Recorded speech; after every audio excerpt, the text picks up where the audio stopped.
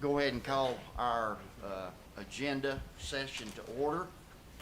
Tiffany is on her way, gonna run just a little bit late, and Gary had some surgery, and he's online with us.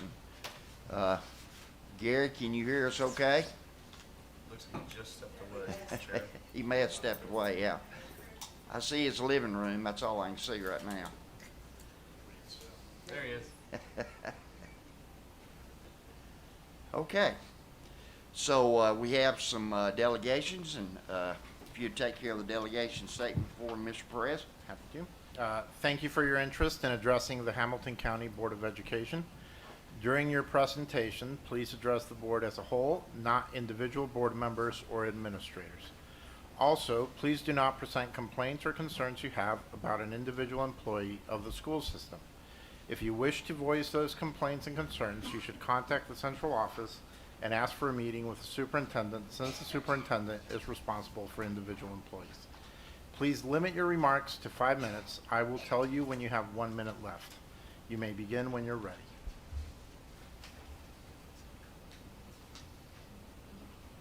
Okay, Ms. Sloan, are you here? There you are. Come forward, please. Hi, hope everybody's doing well today.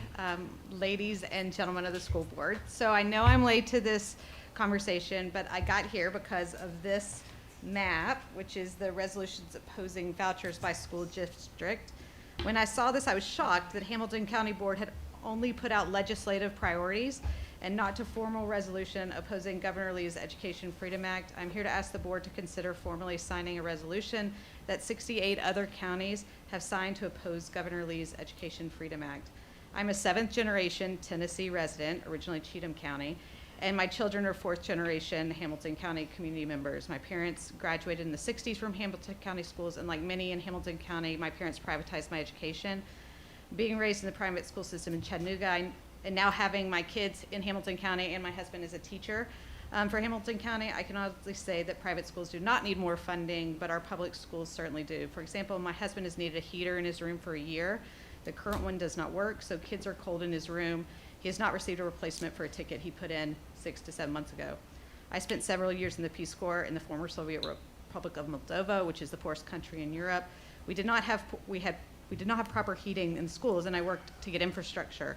It reduced absenteeism by 50% when we created that infrastructure. I hate to compare our schools to former Soviet bloc countries, but unfortunately there are parallels.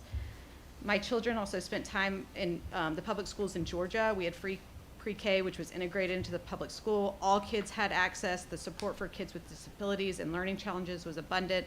Teachers had plenty of supplies. The facilities were exceptional, both physically and with latest technology. This is what $140 million could do for our schools. While on the surface, school vouchers may seem like a solution to empower parents with choices for their children, they pose significant risk to the integrity and equity of our educational system.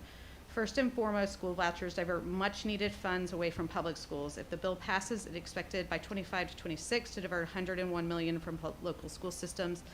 That could fund 2,600 teacher salaries. Our public education system is the backbone of our society, providing equal opportunities for all children regardless of their background or socioeconomic status.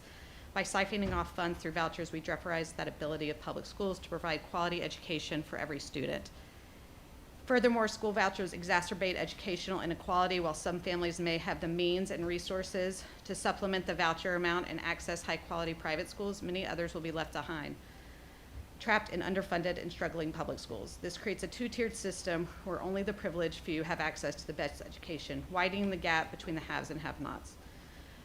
Additionally, school vouchers lack accountability and oversight. Private schools that accept vouchers are not held to the same standards of public schools, and there's no guarantee that they will provide the same level of education or adhere to the same regulations. This puts students at risk of receiving subpar education without proper safeguards in place. Moreover, school vouchers undermine the principles of separation of church and state. Many private schools that accept vouchers are religious institutions, raising serious constitutional concerns about using taxpayer funding to fund religious education. This blurs the line between public funding and religious indoctrination, violating the rights of both taxpayers and students. In conclusion, school vouchers are not the solution to improving our education system. Instead of diverting resources away from public schools, we should focus on strengthening and investing in them to ensure that every child has access to high quality education. Let us reject the notion of school vouchers and work together to uphold the principles of equality, accountability, and excellence in education. Please show your commitment to our schools by joining 68 other school boards across the state of Tennessee and signing a resolution to publicly oppose Governor Lee's Education Freedom Act. Thank you for your time. Thank you, Ms. Long. I don't have any other delegations. Are you aware of any, Ms. Ford? Okay. Okay, thank you. Okay. Mary Ellen? Thank you, Chair. We're going to kind of kick this back and forth, and as Ms. Ford's working on this, just want to let you know you have budget book in front of you. It's the full book that goes through line items in the budget. What we're going to do tonight is kind of do a highlight. Sherry, you can start with that one. That's good. Do a highlight of what's in the budget. Of course, this is the first conversation we've had about the entirety of the budget as a board in a public meeting, and so we'll obviously need to talk after this about Mr. Perez of setting up committee meetings between now and May to have further discussion. This is really meant tonight just to give an overview and show you what is in the budget overall. So of course, we're anchoring this conversation in our just cause that all children will thrive and experience a future without limits. You guys are aware of our adopted beliefs in Opportunity 2030. I'm going to emphasize that public education, we do believe, is the foundation of this community. As we look at kind of what you can go to the next slide, have done over the last really year and a half, I think it's important to show some highlights and achievements. And keep going back to this slide, and it's really about absolute performance. And in 2015, we were outperforming the state in 2 categories, and today we're outperforming the state in 22 out of 28 academic categories. Go to the next slide. Not only are we working at the top end of pushing ourselves to meet those academic goals, but we've made huge strides. In this past year, we exited 4 schools from the priority list, and over the last 3 years have exited 7. It's faster than any other school district in the state of Tennessee. Not only for schools that we've exited from the priority list, but if you go to the next slide, Ms. Ford, we have schools represented across the county, and each school across the county is represented in this slide that are doing amazing things, whether you talk about level 4 or 5 schools or the 18 reward schools in Hamilton County. Not only in the classroom, but or going to the classroom, you look at this, one of the numbers that I'm super proud of is that our seniors, 89% of them have been able to meet with a college career advisor this year. It's resulted in almost $130 million in college scholarships for our kids across Hamilton County. On the next slide, what we've pushed this year is belonging. And the place that we believe that happens best is in clubs, in the art programs, in the athletic programs. We had 90 All-East award winners in the arts this year. Already 7 state championships, which is a record for the last, I think, decade is what it is. So we're not only proving in the classroom, but we're committed to belonging and pushing excellence outside the classroom in the arts and in athletics. So you think about educators, and we know that we've got work to do in terms of valuing our employees. We know that morale is an area that we're working on. What we were able to do last year, though, is retain 88% of our teachers. That is an extraordinary amount for a district our size. In fact, in 2015, that number was 84%. So in what is probably the hardest period in the history of public education to retain teachers, we've been able to do it at a higher rate than we were 9 years ago. Next slide, Ms. Ford.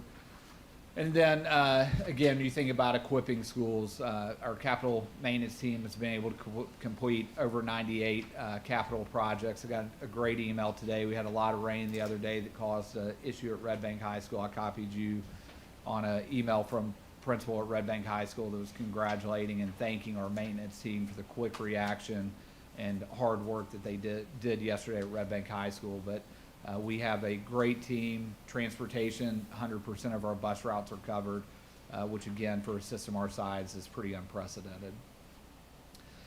So when you think about performance and you think about tying it to our budget, and we have started priority-based budgeting 4 years ago and are still committed to priority-based budgeting. And what you see in this graph, the purple line is our overall funding. So that included ESSER, that included our GP funding, included all of our state grants.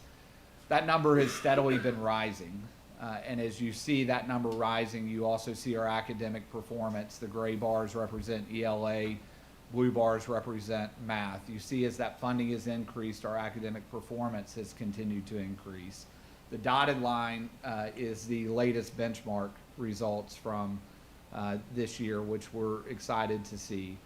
I'm going to point out the green line. The green line is the funding that comes from our local property tax. And you'll see that that number has remained flat over the last several years. And in fact, last year decreased the amount that we're getting from our local property tax.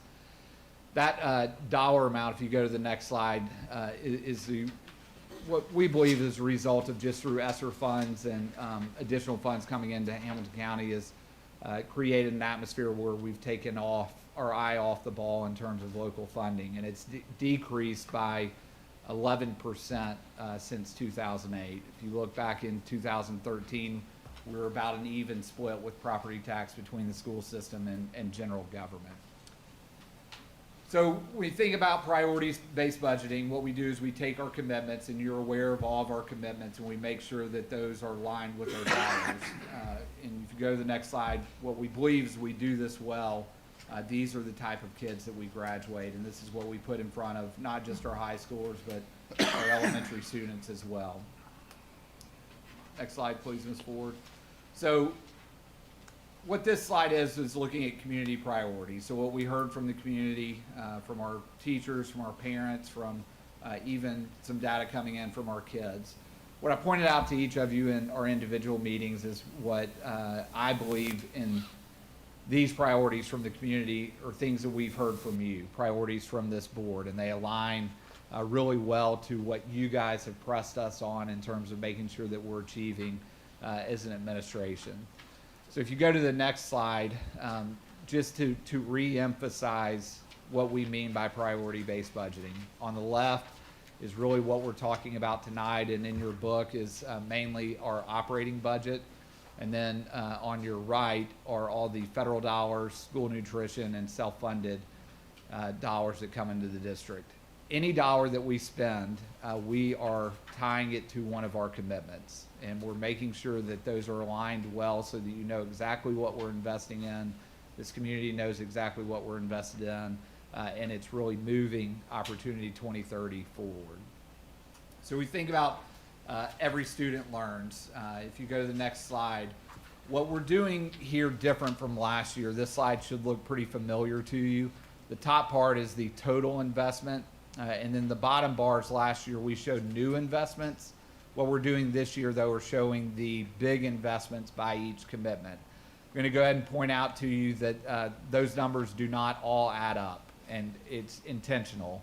The reason is some of these investments, for example, in the base staffing funding, counselors are in that. But we believe that counselors align better to every student belongs. And so you're going to see some overlap to where each of these commitments will add up to that 343. Won't add up to that 343, but it's because some of the big buckets are actually more aligned to other commitments. But every student learns. Biggest part of our budget is aligned to this. And you see in school-based staffing, a $304 million investment, and then in the supplemental, or what we have kind of reframed as strategic staffing, that investment is recommended at $39 million. The new investment here is the RTI teachers. We funded last year RTI teachers in K-5, but recommending that we fund an RTI teacher in every middle school this year. So there's new investment in the RTI teachers. You go to the next slide, and every student belongs. Again, renewed commitment and kind of doubling down on our belief that we need to ensure that every student has connections in the school to their peers, to their teachers, and then to their community. This investment, if you go to the next slide, represents about $36 million of our budget. The biggest is in our support staff, or the well-being supports for students. That's our counselors, student support coaches, our social workers, college career advisors, our nurses, and then our SSOs or our SRDs. Then centralized supports around RTI-2B. That's a continued investment. And then the school allocation funds. I want to point out the school allocation funds. They're different than strategic staffing. We've been doing this for a number of years, where we're sending dollars directly to schools that they can invest in the arts, clubs, athletics, and other things that help connect kids to their school community. Go to the next slide.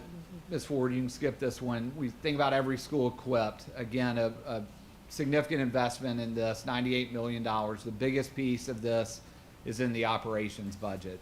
This operations budget, of course, includes transportation, includes our maintenance staff and their materials, our capital projects budget, and also custodial contracts. So some big contracts in that $73 million. School safety and security, $5 million investment. That's a lot of people in terms of SSOs, but it's also some equipment upgrades that we know that we need to do each year. Then technology infrastructure is $7 million. I'm again going to put a pin in the textbooks. We're going to come back to that, but a $13 million investment in textbooks and materials. So we think about every employee valued. Again, we're committed, and I'll give you a quick update around the work that we're doing with this with HCA and PECA and also our teachers cabinet to really focus on every employee valued and the morale of our teachers. If you go to the next slide, investment of $157 million. This is mainly made up of benefits. Our benefits total investments about $110 million. Differentiated compensation we put into one bucket. So this is diff comp for hard to staff schools, hard to staff positions, but also includes employee stipends for duties that they're doing outside of their normal workday. And then recommending compensation increases of $31 million. So every community served, again, recognize that our communities are different. We want to ensure that we're serving them appropriately across the county. If you go to the next slide, you see this investment of $19 million.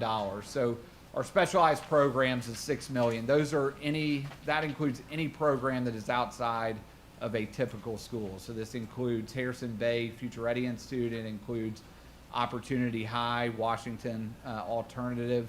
Those investments come to $6 million. Then our family and community engagement investment is at $1 million, and then CTE investments at $12 million. If you remember last year, we increased that CTE investment because the model of TISA would basically on the back end give us additional funding for some of those programs. The state's not at a place to recognize that, but they are funding it the same way that they did last year, which helps us to continue this investment in CTE. So I'm asking Mary Ellen to walk through the next two slides, the technical slides about the budget, make sure that you understand where these numbers are coming from, and we'll finish it off with some strategic investments. Thank you. So you'll see this first slide is for the operating revenue. And we've tried to break out the components kind of to show where the funding is coming from. So the first two lines together are what's generated from the TISA formula. So that's what was introduced last year, the Tennessee Investment in Student Achievement. And it's driven by our enrollment and by the special needs of our children and the economically disadvantaged. So it generates a number, and then it is actually funded from a combination of state funds and our local funds. So when you take that together, you can see it's an increase, and that's due to they raised the increase of the base rate, so that generated extra dollars. Part of that is generated from an investment into the formula. It includes state and local of $125 million to fund increase in teacher salary to get to the goal in 3 years of a minimum of $50,000. So that's part of the increases to fund that. If you look at the second and third lines together, that is the combination of the local revenue. So part of the local revenue gets allocated to fund TISA, and then the other piece is additional, and then that looks at what's the additional funds to support. You will see that it's showing the increase in the local revenue. So part of that, basically a part that funds the TISA contribution is from just regular growth, and the amount in additional is the amount that we feel is needed to support the priorities in our budget. And then you'll see a new number that was not in the last presentation you guys have seen, the TISA on behalf payments. So there's some components of TISA that are built in that we don't actually get the cash in hand. They just flow out from the state directly. We have to show it as revenue, but there's basically a revenue and offsetting expense, but we just have to actually show it as revenue. So we've captured that in there. Part of it's like the ACT funds, so they administer that from the state level. And then also the voucher funds that get redirected to the student to support those students. You flip to the next slide. So then as we've done, we're showing our all funds to really see all the resources supporting our district. The 24 projected, that includes after all the amendments we have done to date. So it does include additional funds from carryover in different funds, bumping ESSER up to show the actual amount we have left over to spend for the rest of this year. And then the 25 proposed, again, will tie from the operating revenue just discussed, state grants, which includes pre-K and the ISM grant, and then our regular federal, so title, IDA programs, and self-funded, again, those outside grants that we have that support various initiatives in our schools, and then the school nutrition program to bring our total investment in our proposed budget of $673 million, wraps in all those funds. So close this out, give a couple of high-level bullet points, take questions, and then talk hopefully about next steps with future meetings with the committee. So some strategic decisions. There's a $10 million additional investment directly into school staffing. So this is in the base model, with a proposal of $3.5 million going into strategic staffing, so that schools can make decisions on what they invest in to support their reach for the goals they've set at their school. We cut $2.4 million from central operations. If you remember last budget cycle, we started referring to strategic operations to anything that is not directly in a school. Majority of this is positions that either we reallocated or that were not filled during this cycle. I want to be clear that there wasn't anyone that lost a job. We either found other positions that were open, or these were positions that weren't filled. Also some investments there around softwares and other things that weren't directly related to schools.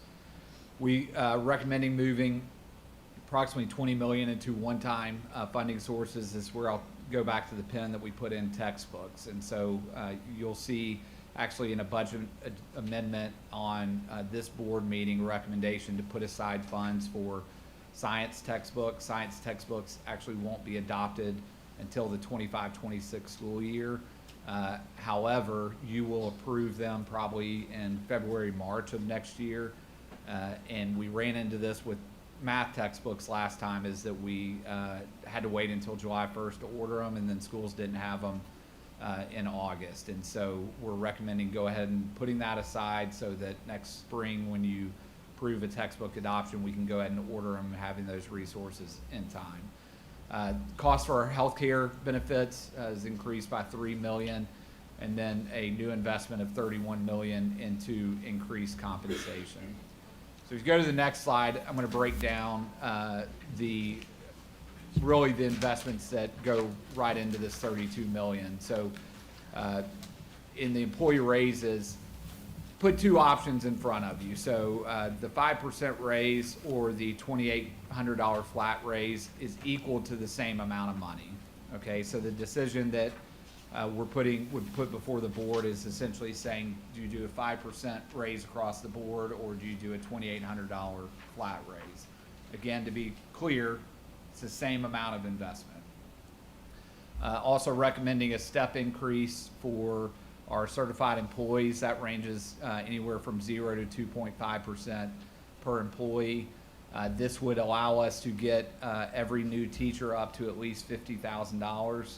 To be, again, completely transparent, we're starting right now at 45.3 for a first-year teacher with a bachelor's degree. If we did the $2,800 raise, we would get them to $50,000. We would not add $2,800 on top of that. Okay, so anyone that, you know, we've got a step that's right at 49.3, so we would add $2,800 to that, but it would get every step starting or above $50,000.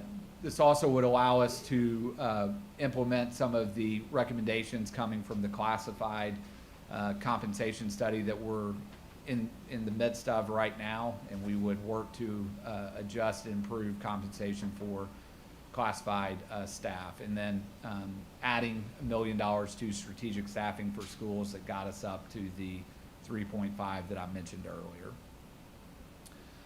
earlier. Presenting this budget, obviously got a lot of work to do over the next month.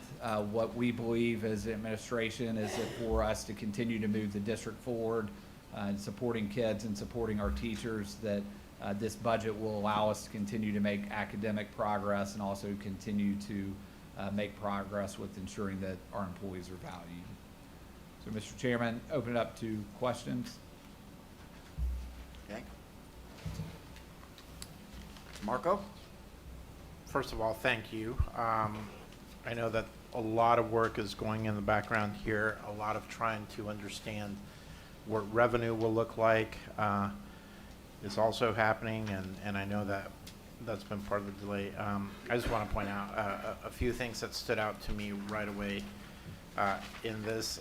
I recall this. I'm sure our community in general recalls this, but I wanted to point out, like, this slide where 2015 versus 2023, specifically to me, that, because you kind of went through it fast, that growth, we used to rank in 2015 third from the bottom.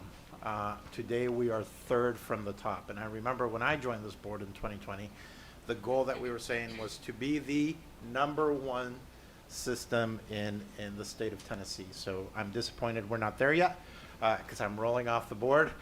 But coming from third from the bottom to third from the top is just exceptional, you know, and I think we've got to credit the leadership. I credit this board and prior boards that have supported the work to get us there. I also want to point out that in addition to lots of awards, as much as I may be made fun of by this board for not being the most athletic of our board members, we have won 7 state championships. Like, we are being recognized now for the work that is being done. And I think the reason I'm pointing this out is I don't want our community to miss some of these things. The investments that are being made in our education are making a difference in our students' lives. And so as we've talked, and as I've sat in board meetings and I've sat with some commissioners, I just think, again, we need the community support. We can't do this without you. We are heading in the right direction. We need to continue heading in the right direction. We're not top in the state yet. And it's not about ego, it's about our students and our community and the future of Hamilton County and the impact we're going to be making in the lives of our children, my grandchildren, and maybe I'll even see some great-grandchildren. I don't know. I doubt it. But anyways, so I just want to I want to thank you. I hope our community understands that there is a lot of work and that the work is paying off. It's slow. Anybody who deals with schools can point to a million things that still need to be done. You're right, but we need funding. And that's what gets us to do the things that still need to be done in order to succeed. So I appreciate it very much. I hope our commission understands the commitment that it takes to drive forward this level of success. And I hope that everybody in our community and our commission and our board just continues to press forward for excellence, because once we hit the top of the state, we got to go for top in the country, right? So we're not done anywhere near what we can do. So thank you all very much. Thank you, Mr. Perez. Mr. Robinson? Thank you. The Evergreen Solution compensation study, will that be done through, from bottom to top and as well as job classification? So we will compare the compensation that we have here versus across the state or country. What? Mary Ellen? Yes, we actually sent them a list of about 20 different school districts that we want them to compare us against. And job analytic surveys will actually be going out next week to staff members so that they can review their job descriptions, their supervisors review those, and then they'll be compared to other compensation with other school districts.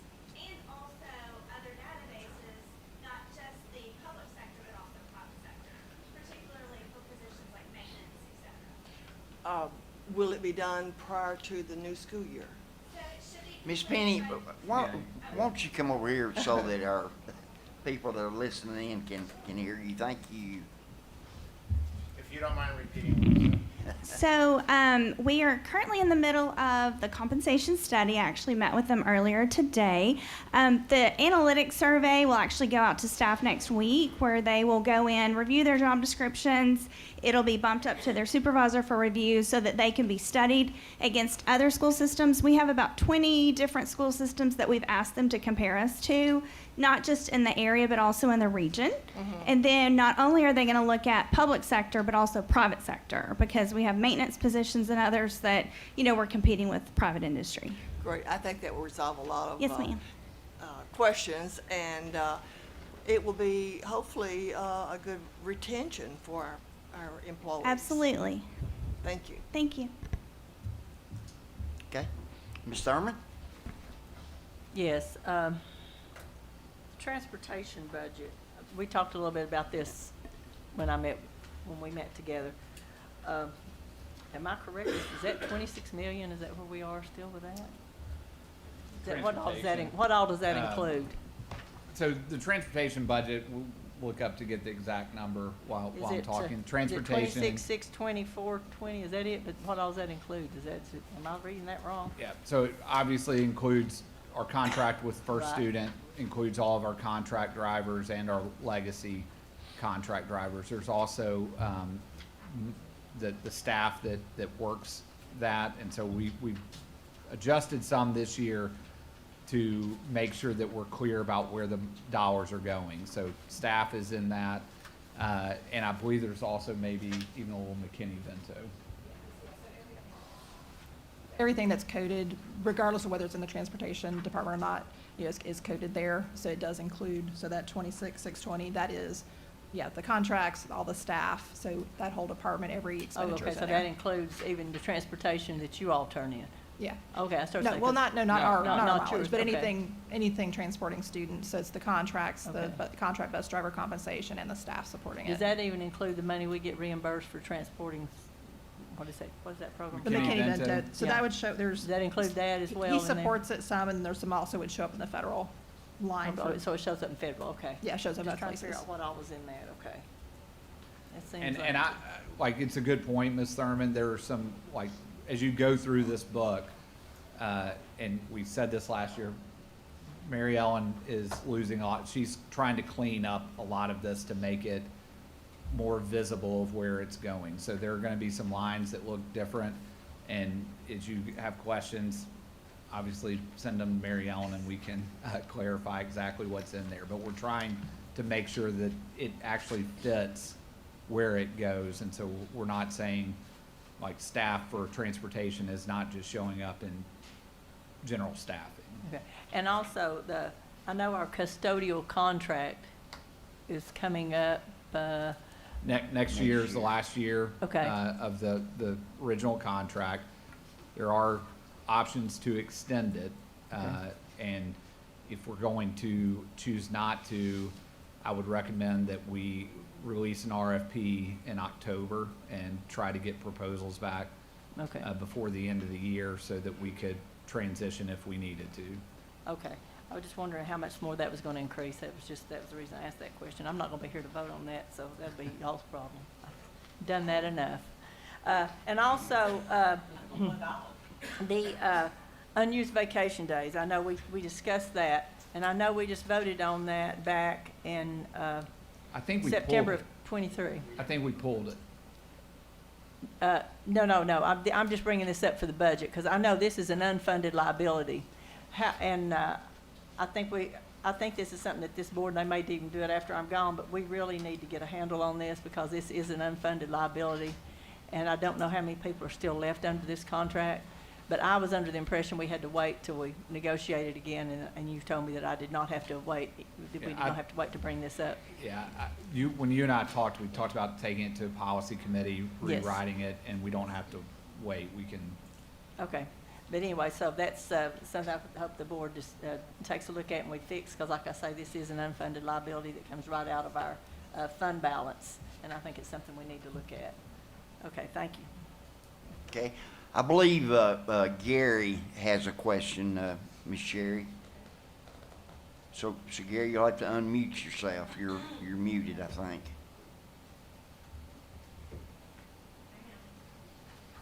Or maybe, stand by just a second.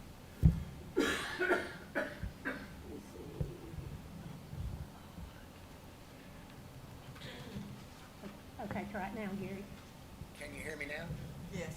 Okay. Just barely. You may need to turn your volume up as well.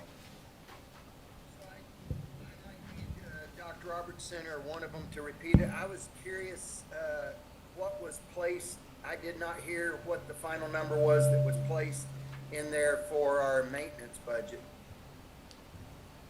so in the what we typically talk about with capital projects is 2 million. That's what was in there last year. A couple of you brought this question up. Remember, there's the 6 million that was going to be bonded out this year, and so our anticipation is that 6 million would be bonded out, and so that we would have those monies, those funds to do capital projects. As a reminder, we took in January about 3.3 to 3.5, somewhere around there, give or take, million in projects to the commission. They approved it. We're in the midst of doing that.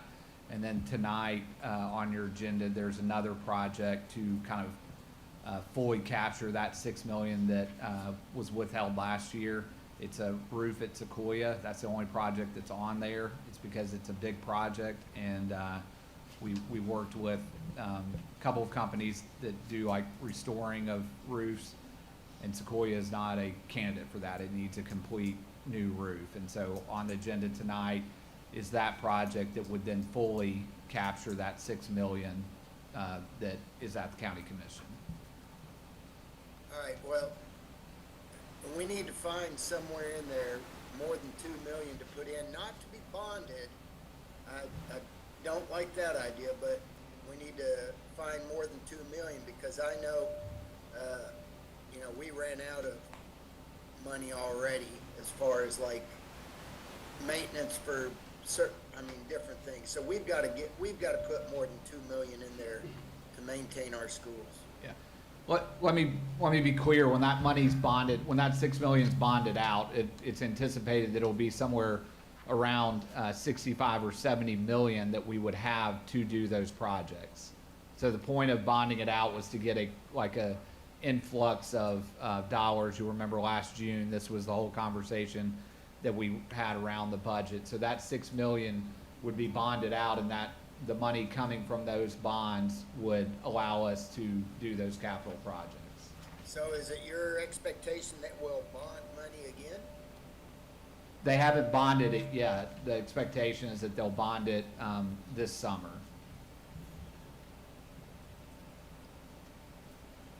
And again, the agreement with county commission, if they didn't bond it, then that 6 million would be there for us to do capital projects. Right. I just know we've got to get a little more than 2 million in there. Even if we do bond other money, we've got to get more than 2 million. That's just my opinion. Thank you. Okay. I have no more lights. Hold on. You, Ms. Rhonda? Did I not turn my, I'm sorry. Okay. And I agree with Gary on this. We've talked about this even the last time.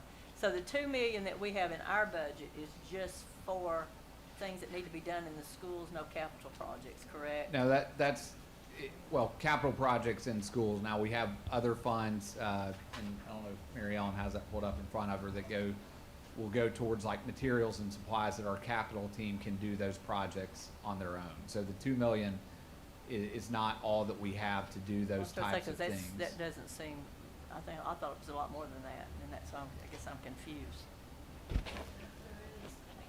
Heirs that handle the smaller projects, and this is kind of just set aside specifically for, kind of the bigger capital projects. But there is stuff, there's projects that they're doing all the time out of their regular maintenance repairs budget, if that's, I think that's. How much is in that budget, maintenance and repairs budget? Has it always been broken up like that?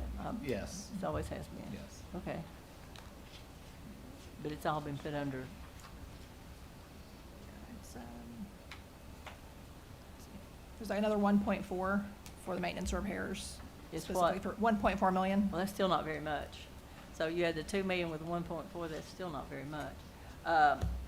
I'm a Gary, I would like to see a little bit more money, well, not a little bit more, a lot more actually, put into to maintenance, because I know there are a lot of schools that need just a lot of little stuff done, nothing tremendous, but little stuff to us would just be big to them if they would get fixed. So Again, not to beat a dead horse, but that 6 million was Yeah. in this budget. Yeah, We all right. approved a budget last year that had 8 million in it. yeah, And but that's why I wanted to know, because some things that need to be done are not capital projects. They're just things that need to be fixed at certain schools, like like this lady, Yeah. heaters or air conditioners or whatever.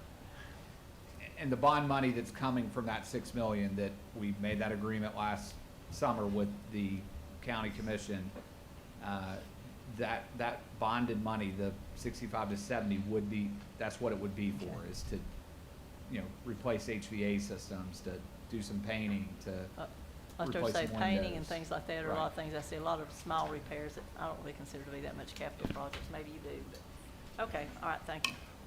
Say again when you anticipate. I was county commission meeting, and talked to mayor's office and talked to a couple county commissioners. My understanding is they're looking at it, going into this fiscal year, June, July.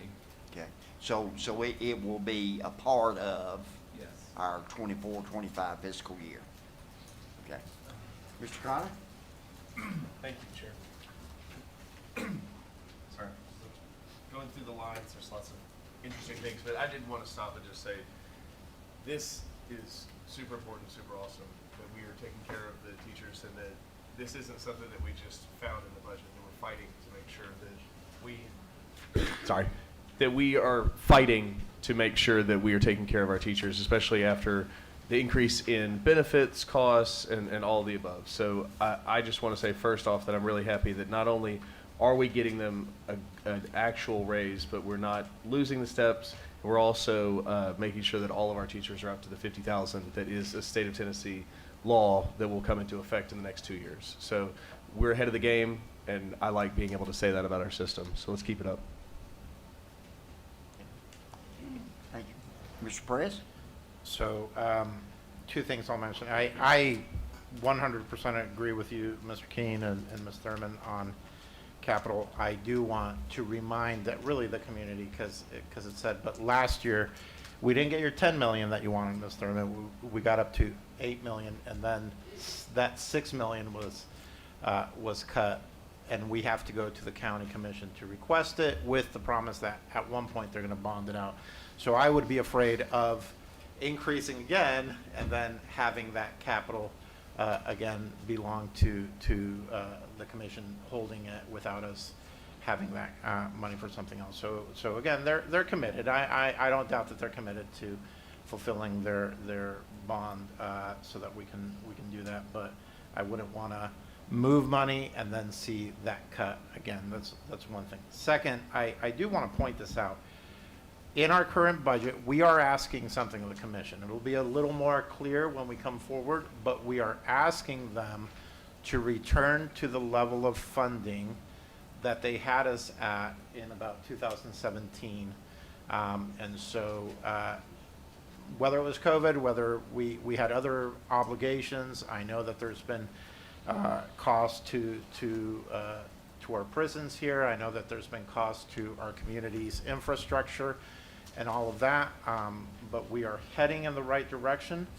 And we're just asking our commission to recommit to the work that they have done in the past so that we can continue. So it's not that we were using ESSER funds that now are gone. It's the reality is we were funded at a level back in the past that we are no longer funded at, and we're asking the commission to come back and fund at that level. Now, people may point out, yeah, but we overall have more money than we had in the past, and I can tell you, as everybody knows, and every single person in our community has more expenses than they had in the past. And so just because the numerical value of the funding we have has increased, doesn't really match the cost. So we'll be coming to the commission. Again, I believe the commission's committed to our public education. I believe the commission's committed to this community, but we need the commission to also say, okay, we're returning to a level of funding that public education had in Hamilton County in the past. Am I correct in stating that the way I did, or? Yes, sir. A little bit more specific, but you're right. There's an ask. There's an ask that's in there, and it is relative to the 2016 number where we were at about 49% of the millage rate. Ms. Zimmerman? Yes, I think a lot of people may get a little confused about that because the state law says they have to, our funding body has to, yes, maintenance of effort, I guess is what it's called, right? And that they have to fund us at the same that they did the year before, which they have been doing. But the amount of revenue they're taking in is more. And so the millage rate, we're getting less of the millage rate. So we just want to boost it back up to where it was in 2017. So a lot of people that don't understand that, yes, we are getting more money, but just to get it back up to where it was in 2017, it's the millage rate that we're talking about, not more funding, because they have funded us more. A lot of people get confused about that. Just want to be sure people are clear. Like, easiest for me to think about it is just the proportion of property tax that Right. comes to the That's school right. system. We're not getting as big a proportion of the property tax as we have in years past. We were getting 49%, now we're getting 43%. So, and that makes a huge difference, and that's what we're talking about. It's not talking about a property tax increase or anything like that, but just by doing that one thing, it would give more of the county property tax back to the schools. So I just want to be sure everybody's clear about that. No more lights on, so well, excuse me, Ms. Black, go ahead. I was just gonna say, I'm thinking about it like a slice of pie. Our slice of the pie has gotten smaller, and also our dollars aren't going as far. Everybody in our community knows that a dollar doesn't go as far now as it did 2 years ago, as it did 6 years ago. And as our piece of the pie is shrinking, our dollars aren't going as far. And so we're kind of getting it from both ends. And we're just asking to go back to where we have a bigger slice of the pie. We get pie. Maybe. Okay. Dr. Robertson, your staff, thank you for putting this together. We got a lot of work to do, and so that being said, I'll ask our budget chair what our next steps are going to be, Mr. Perez. Yeah, so I'll get together with the team. We will set up committee meetings. The commission is also, my understanding, going to have a budget dedicated to the school system. So we're figuring all that out, but by May 9th, so it's not very far, because May 9th is our next school board meeting, our hope is to be able to present the budget. Ms. Thurman is always very good at reminding us that we do have more time. As a matter of fact, last time we presented a budget and then had to come back and present a modified budget in June. I was gone that meeting because I thought everything was smooth. Fall asleep. And so it's not that we're against the clock, but we do want to be proactive and present the budget. So when we notify of committee meetings, everybody will be notified. Okay, excuse me, at that committee meeting, is that when we're going to decide on option 1 or option 2? Is that when we're going to do that? When are we going to have that discussion? Yeah, At I the would budget expect meeting? at the committee meetings, that's a point of discussion. And that's really the, one thing that we didn't get a ton of clarity. Right. There seems like everybody likes the flat, seems like some like the percentage. So that's what we're asking the board, and we would want to So, further but that's where we'll discuss. deal with that, not Yeah. the, okay. Yes, ma'am, sorry. All right, thank you. Okay, so those dates are forthcoming. Any other committee chair updates? Ms. Jones, facilities? None? Okay. Find out about the money. Coach Wingate's doing Gotta what have some money. Coach Wingate does. He's coaching, but he'll be here shortly. Mr. Collins? Well, again, I'm looking forward to the end of the session that should happen sometime in the next 2 weeks. But it does look like, to the Ms. Sloan who spoke earlier, it looks like at this point the voucher bill has stalled. There's not been a come together between the Senate and the House of something that they want to put into place. So at this point, it does look like it is stalled, but they are still obviously discussing, and nothing is final until the final gavel slams. So I will be interested in updating us and setting a meeting to fully go through everything that's happened in the final session of the 113th General Assembly. Okay, thank you. Ms. Jones? I do have an update, not necessarily a committee update, but if you haven't driven by Tyner Academy lately, you should. It's looking amazing, solid outside. I mean, everything. Like I'm like, oh, they could be in there really soon. Really, really excited about it. The kids are really excited about it. The students are, staff, and the community. But just if you haven't driven by there, a lot has happened probably since the last time you were there. So go by and take a look. Okay, thank you. Okay, let's look at our agenda for our 6 o'clock meeting.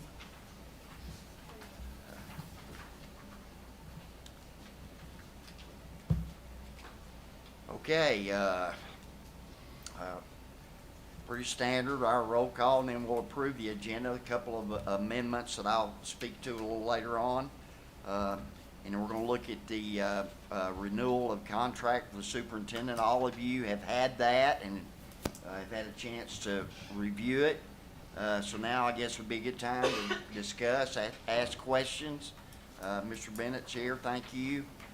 But that'll be an item that we'll ask for a motion and a vote tonight. So comments, questions, discussion. Ms. Jones? Ms. Thurman? Okay, I know I talked with the superintendent about this last night. If I don't vote for this contract, it has absolutely nothing to do with Justin. I just want you to know that. I've just been on the board a long time, and we've renewed contracts early, and sometimes it has not worked out real well in the past for a couple of different reasons. But like I say, I'm going to go and ask for an increase in the millage rate from the county commission, and I just feel like we need to do that first and get that squared away to be sure that the school is going to be getting additional revenue from henceforth before I vote to do this. But that's just my own personal opinion. I just don't like spending money we don't have in our hands yet.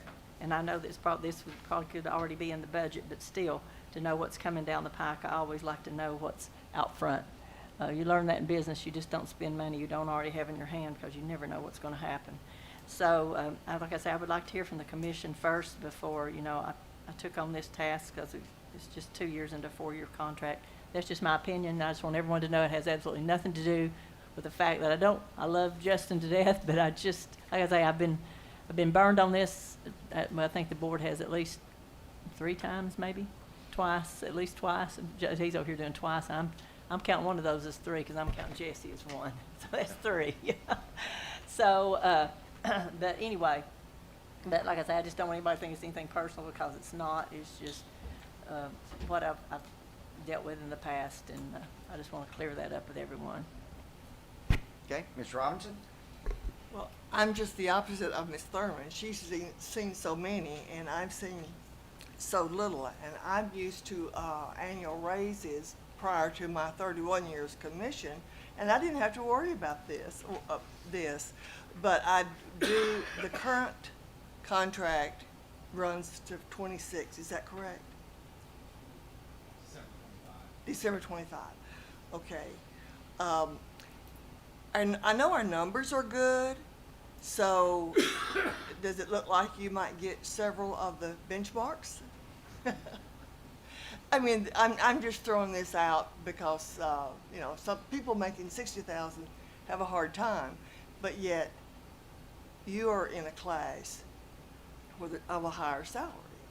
So we're still mulling it over. I'm still mulling it over. Thank you. Okay.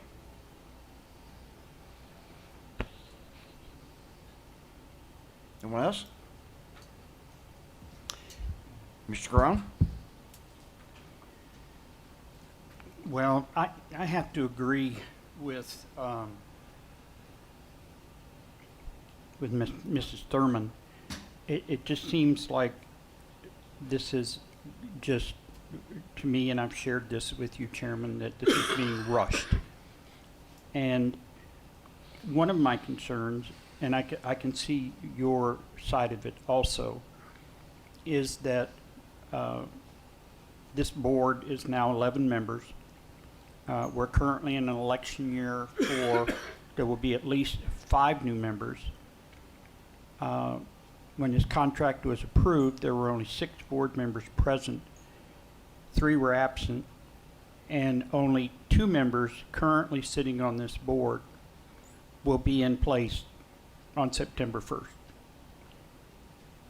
And I believe that the new board needs to have a voice.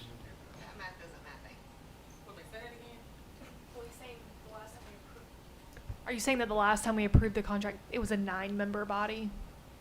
Yes. Okay. Now we're an 11-member body, and we're going to have at least 6 new board members, and only 2 of the members on that 9. At least 5, and possibly 6. I'm gonna be here, Larry. I know. You and Dr. Smith are the only 2 of 11 that will be here. You saying y'all are the legacy from the last contract?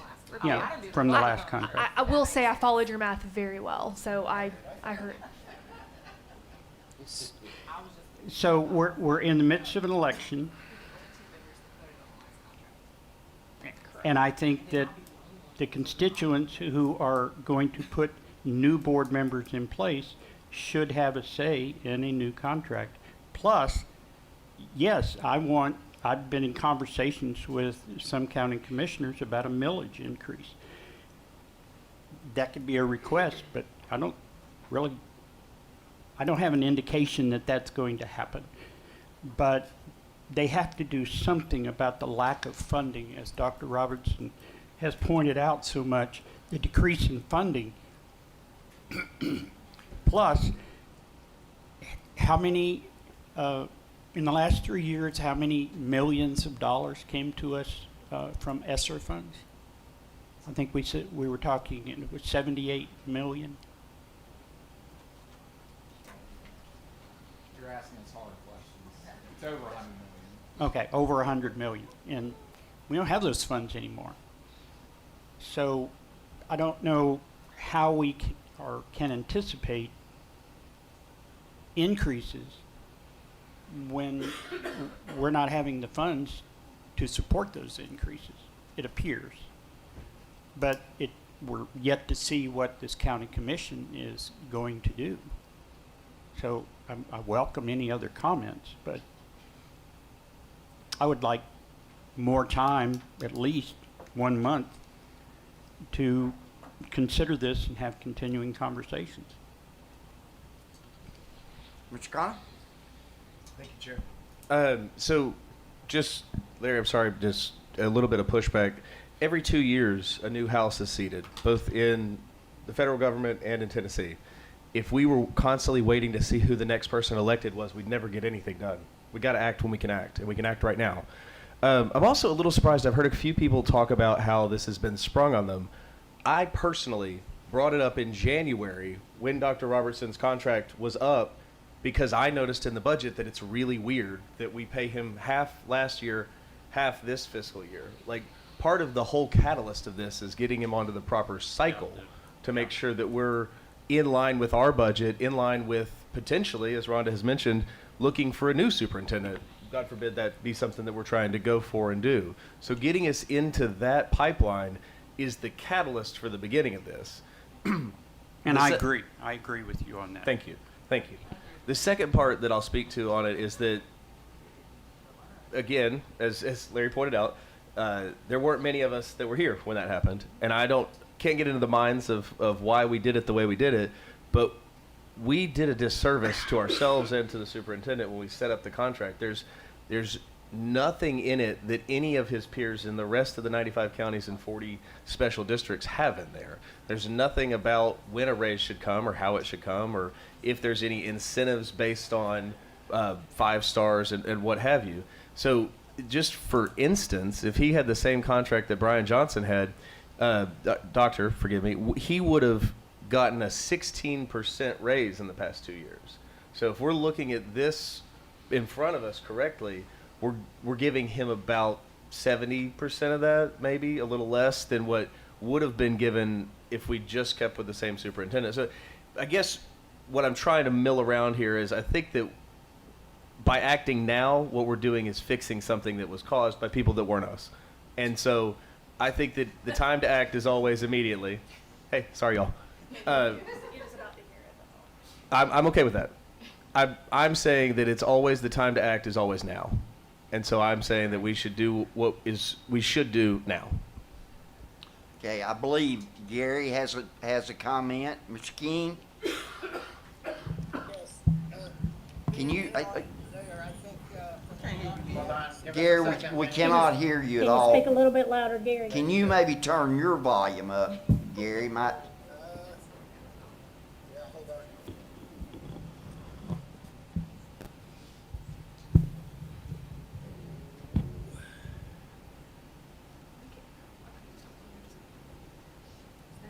Well, it doesn't. That's a little better. Control in the Zoom. Maybe just speak closer. All right, is that better? Yes. That's a little better, Okay. yes. So, Mr. Connors said something that I was gonna bring up. In the time that Dr. Robertson's been with us, right as he entered, there was a raise given to teachers. 2 more times there's been raises given to teachers. I think that's what Mr. Connor was alluding to, that his contract did not account for those raises. So the previous superintendent had that in his contract. So, and I actually calculated it at 13%, I think. So if he would have had a similar contract, he would have already received a 13% raise. Also, Mr. Groen shared some information about the Knoxville system. So checking also into that, their superintendent was hired roughly at the same time at a higher rate and has also been given a raise for this coming time frame. So if we're comparing different systems, they are a little bigger, but that superintendent is also starting at a little more and getting a raise comparable, I think, to what we would be looking at giving Dr. Robertson. Whether we decide it tonight or not, that's, I agree. Uncertainty, people want to know where they're going to be. Teachers want to know it. Administrators want to know it. They don't want to wait till the last week to find things out. We try to ask, central office to make these decisions with regards to principals and with regards to moving teachers. We move teachers around in February through April for the following year so that they have, some certainty. And I think what he's asking, or what Ben is suggesting that we make the decision before the new fiscal year, which would probably be a good move. Okay, thank you, Mr. King. Mr. Perez. There's a couple of things I want to acknowledge. Dr. Robertson, I know how uncomfortable you are right now. And I know how terrible this is for you. And none of us have to deal with discussions about our salaries and raises in the public eye in front of everybody. Well, you might, yeah. And so I want to acknowledge that, and I want to thank you. When you ran for that position and applied, I asked you straight to your face, "Are you sure you want this?" And you said you did, and I appreciate that you have. I won't say, as Mrs. Thurman said, I love you to death. That's a little too much for me to say to you, but I think you've done a great job. And I think you have carried the banner well. Again, we pointed to it here. The results speak for themselves, right? We are heading in the right direction. There's two parts to this contract. I think the first part of it, nobody has a problem with, which is the adjustment of timing. Everybody says that makes sense. We want it to make sense to you. We want it to make sense to future boards as they decide that. The question that always comes up is salary. So what I've processed as I've looked at this, I do compensation studies, and I always say I don't want to pay generously. I want to pay fairly. I don't compete with others because there's always somebody who pays more than I can, and I can't play a game of trying to be the one who pays the most or trying to be the one who pays the best.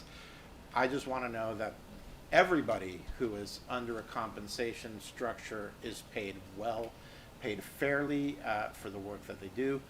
And what I've been processing as I've been processing this is what I said earlier. I think, believe it or not, I mean, I'm not just saying this because you're in front of me. I think you have probably one of the biggest responsibilities that will impact the future of this community for generations. It's not a light responsibility. Because we even in the paper read Ms. Thurman's comments this week. Like, bad superintendents make a long-term impact, right? They can harm, and good superintendents also make a long-term impact, and they can make a huge difference in everything that goes on in this community. And so I'm grateful for you. When we vote, I agree with Mr. Connor. Like, there's never a good time, and some people will agree because the money is more than I make, more than a lot of people make. I've voted for salaries that are much higher than I've ever looked to make in my life, and that's just part of it. It's awkward, it's uncomfortable, but people deserve their right dues. So my only question to you, Mr. Bennett, is there is a timing that was mentioned last time. We have to decide this before a certain date. What is that date? It's 45 days before the general election, so that's sometime in early to mid-June. I haven't run the numbers. Yeah, so either we have this one or we have the next one, but I don't think there's going to be a better time. If we don't vote it, what I would recommend, like if at the end it doesn't get voted, I would recommend we vote the shift of dates, and then we just negotiate the salary, but hopefully we'll get a conclusion tonight. So thank you. Thank you, Mr. Perez. Ms. Jones? So being, Yes, ma'am. considering Rhonda's rolling off and now makes me the veteran of this board, soon, Oh, I Captain, my voted for captain. several superintendent contracts, and the timing is never perfect to somebody, right? I would offer that we did the best we knew how to do at that time in need of a superintendent who at that time wanted us. When you look back at what was going on at that time, Justin Robertson wanted Hamilton County Schools. It didn't matter that we wanted him because we were not the most palatable school system at that time. And to be perfectly honest, I'm talking about him. When Dr. Johnson left, who was gonna take care of us? We was out here home. I just thought we were more palatable at that point than what you're describing. Well, no, because we've actually because gone like this. In some parts of the community, you were not. Just being perfectly clear. Everybody's vision and perception of themselves is not always what it is. If it wasn't uncomfortable, it is now. It's not. It's not. But what I'm saying is we did what we knew to do at that time based off the candidates that we had at that time and trying to move our district forward. And so everything that was happening at that time wasn't ideal, but we had to move forward. So it didn't make sense at that time, but it did make sense. So I just wanted to say that because we were doing the best with what we knew how. And considering my other peers, other than Rhonda and myself, were here. I mean, it's a contract. Moving forward, though, I do agree that we should put it on the fiscal year. So I'm in support of that. I don't see a problem with the incentives that were put in there because if he meets them, and why not? I mean, that's like on any other job when you have incentivized performance evaluations, you're paid for those incentives. And we've done that before with the previous superintendent. The timing, far as the millage rate, does that get sketchy? But at this point, you never know what the commission gonna do anyway, so I mean, why put it off? I will say this to Dr. Robertson. In voting for this, you better make sure that millage rate go up. So get to politicking, I'm just playing. No, I'm just playing. But all jokes aside, I do think we just would never, I understand what Rhonda's saying, and it does make a lot of sense. But I think what makes the most sense is that no matter where we sit on any governing body, be it the school board or the county commission, that we do what is right for children and we do what is right for our school system. And sometimes you have to look beyond just what that may look like at that moment. Ms. Robinson? Oh, I just want to add, I am for a raise. My only question is how much? So, because I've seen such good things in my time I've been here, and I love the fact that we train and promote within. So, thank you. Mr. Connor? Yes, Mr. Connor, Okay. go ahead. Thank you, Chair. Thank you, Ms. Jones. And I will say that that actually made me think of something else. You're right. Dr. Robertson wanted to be here, from Hamilton County, wanted to be homegrown, wanted to lead a system that he's been a part of for a long time. And I think that shows in the contract that was put together. I think that that parts of the contract were left out in order to get to the deal and get it done and get him home. And I think that that's why I'm so much for now considering these options, because I think that we have somebody that's homegrown that wants to be here and is showing. We've all got it in front of us, all the different things that we've done so much better in the last 3 years. So I think that it's definitely something that we need to consider, making sure that we're taking care of our own, since he was so willing to come to us with so many different things left open-doored in that contract. Mr. Perez? So I'm just going to clarify, as head of the Budget Committee and Finance Committee, we are not requesting an increase of the millage rate.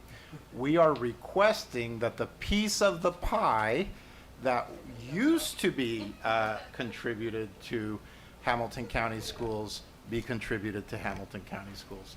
Am I correct that that's what we're requesting? So we're just requesting that the piece of the pie go back to what it used to be a few years ago. And if I may, not even all the way up to where it used to be. Not even all the way what it used to be as much as 53%, and we're not even broaching 50. Okay, thank you for that clarification, Mr. Perez. Ms. Thurman? Yes, just for the record, I know that Justin probably remembers this when we were sitting over, I think we were having a discussion about transportation. It's when Dr. Johnson was here. And I told you that day, I said, you're going to be our next superintendent. And you said, oh, no. And I said, yes, you will be. And that's the truth. Do you remember that, Justin, when I told you that? Yes, he does. So, like I say, it's absolutely nothing to do with him, because I figured he was the best person for the job at the time that we were talking about it. And so I just want everybody to know that. Okay, thank you, Ms. Thurman. No more lights. I would just like to add, and we'll move on. Dr. Robertson, you shared with us earlier just some unbelievable successes that we've experienced. We've got great teachers, great principals all over the county that have made this happen, to go from outperforming the state in 22 of 28 areas. Great people, teachers, principals, staffs that have made that happen. Going from rank third from the bottom to third from the top. Great principals, great teachers that have made that happen. But it couldn't happen without great leadership.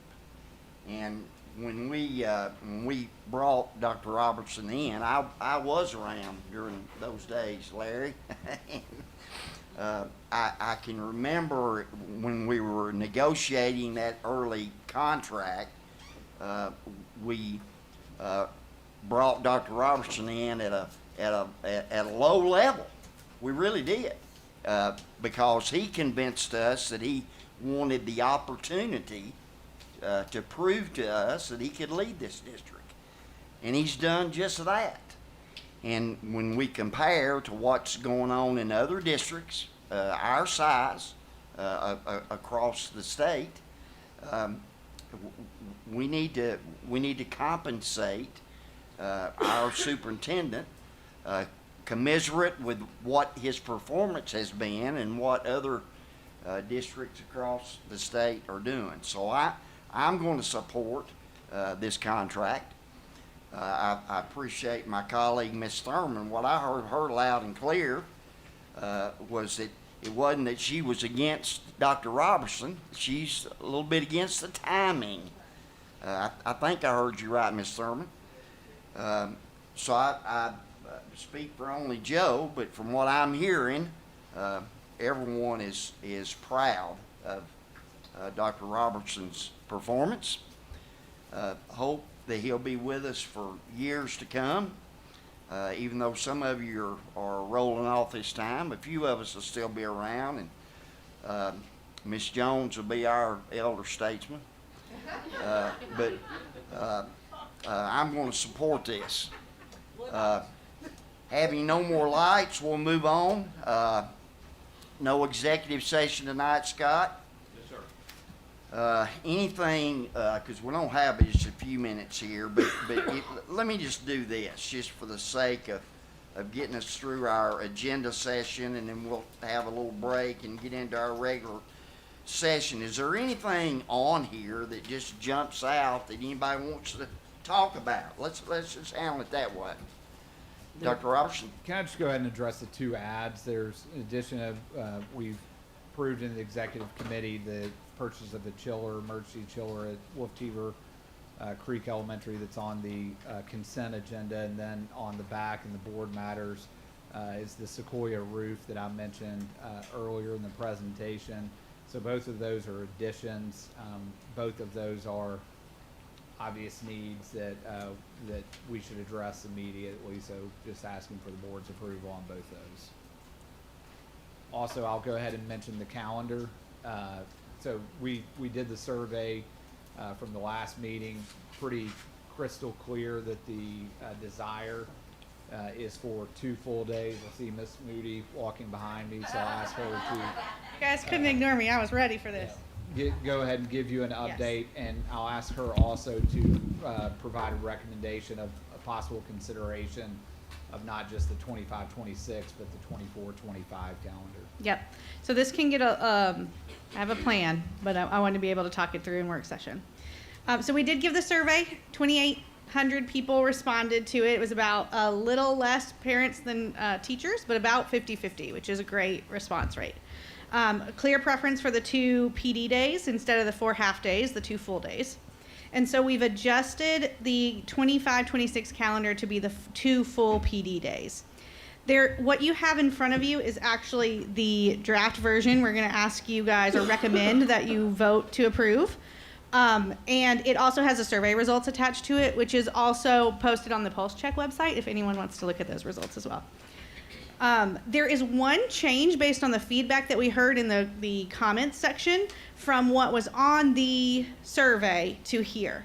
So we had a lot of families and teachers tell us that they really appreciate that travel time around Easter. So we used one of those full PT days on the Monday coming back from Easter. That was not on the original one on the survey, but it was definitely, people told us that in the comments. They also told us that they really want to make sure we use the PD days for planning, so we have had conversations about that. That is heard loud and clear. And then a lot of comments about the July 31st start date, so I just wanted to call it out again. The 25-26 calendar has a July 31st start date. That will happen every so often if we want to also end by Memorial Day. It just depends on when Memorial Day finishes and how we get those 180 days in the calendar. So this is one of those years that has that July 31st start date. Well, go ahead. No, you go ahead. So we do have that in front of you. We do not have on the agenda right now to make a motion for you all to change the 24-25 calendar. We didn't submit that to the agenda. However, if you guys go forward with changing to the 2 full PD days for 25-26, I have a recommendation for you to match that calendar to 24-25, but someone on the board would have to make that motion to change this calendar, and then I'll make sure you guys have that to look at and view. To Mr. Bennett, I'll ask you to be able to include that change. Would we just add that as another agenda item? I would add it as an amended item, yes, Okay, sir. okay. And it would come right after the 24-25 calendar adoption? Or 25-26, excuse me, thank you for keeping me straight over here. Okay. Okay, now I've got a lot of lights, so Ms. Robbins. Oh, I just want to inquire about the retirement plan. I did look up Empower, and it's the second largest retirement plan, so obviously they do good. I was wondering, do the employees have a choice of where to allocate the funds? They do. She's asking about another item. I don't know if they want to. Okay, later. Yeah, just hold on to that, All and right. let's try to finish this, Oh, I'm sorry. the calendar discussion, and then so just put that in your pocket for just a Got second, it. Clay, I'll come back to you. Ms. Robbins. Okay. Just curious, the professional development days are consistent. Well, they're not super consistent on like the day of the week that they are being taken on. So like in September, it's on a Wednesday, and then we have a few Mondays as well. How come we don't look at Fridays for professional development? I'm really just thinking about it from the parent perspective. Sure. It's a whole lot easier for me to take a Friday off work and be at home with my kids than it is a Wednesday or a Monday. I think the consistency piece that is in here that you'll notice is if it's on the heels of a break, which we've heard is really helpful to kind of coming back, looking at, that's when our benchmark data comes back. They do a lot of planning around how to best support students. It's the end of a quarter. Those always happen on a Monday, right? So it's coming on the heel of a break. So you'll see those as the Monday pieces. The Friday piece is that day that we've added into the calendar that really helps us make sure we don't lose any time. We have 2 days where kids are coming to school. We have a day off to kind of sort through everything we just learned from kids coming to school so that we can hit the ground running Monday. That's why it's on a Friday. Which is helpful. Yeah. Again, Fridays are good. If it's not one of those two things, we land on a Wednesday, right? Why not in September move it from September 17th to September 19th? Yeah. Just curious. I mean, is there Just a reason? transparently, in the same Yeah. way that Fridays work for you, we have lower attendance with our teachers, and we really want to give them that time to plan. Okay. And Fridays they're not as engaged on Fridays as they would be on a Wednesday.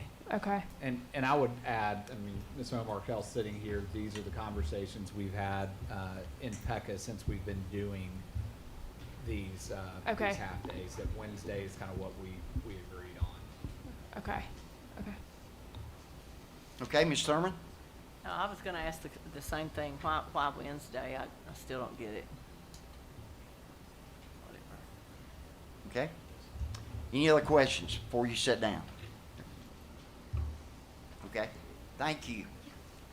Now, Could we delay the vote on this and just let the new board vote on it? Would that be okay? no, we can't do that. Mr. Chairman, can I go back to Ms. Yes, Robinson's sure. question? Yeah. And let Penny come up and address it. He's asking about the agenda item on retirement accounts. So we're looking to adopt the state's 457 plan, and it would be, the state has selected Empower again for continuing with their retirement plans. That would allow our employees another retirement option. Currently, they have their pension plan, and then they can also elect to be in a 403B plan, And then we have just also discovered that all employees now should have access to the 401k, so we're working on that option. So we want to expand retirement options for all of our employees and their investments and things of that nature. We also plan on rolling out a lot of training sessions to make sure that our employees understand and have that opportunity for their retirement investments. And does the county participate in matching funds? So that would be part of the pension plan. So we would not add additional participation or attachment to 457. Well, thank you. I'm just Yes, glad ma'am. we have it. Thank Yes. Okay. Thank you. Anything else that jumps out that we're just about out of time with our agenda session that Just- anybody wants to discuss? Yeah, the school fees. I just had a question on this. What is magnet programming? Magnet programming would cover things like excursions, same thing as like what a typical school would do with the field trip. Field trips. Oh, okay. yeah. That word, I've never seen that. Okay. Okay. Anything else? Okay, we'll adjourn our agenda session, take about a 5-minute break, and then come back for our regular meeting. Thank you.